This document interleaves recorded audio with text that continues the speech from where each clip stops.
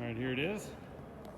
It's in really great shape. A bunch of extra goodies on it, all kinds of stuff with the floorboards and pipes.